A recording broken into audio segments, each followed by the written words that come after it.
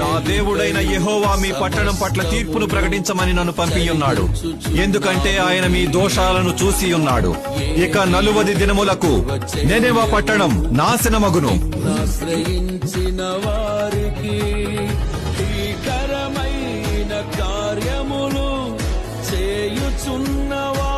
ఈ ప్రజలు దేవుని క్షమాపణకు అర్హులు కారు. నీడి కోసం ఇంతగానా? ఇంకెక్కడైనా ఉందేమో చూస్తా.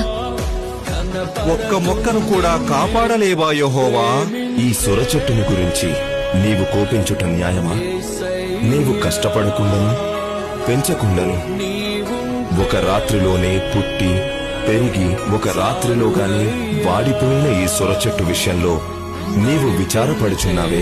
అయితే 120,000 కంటే ఎక్కువై కుడి ఎడుమలు ఎరుగని జనమును బహు పశువులను గల నినివె మహాపురము విషయంలో నేను విచారపడవద్దా?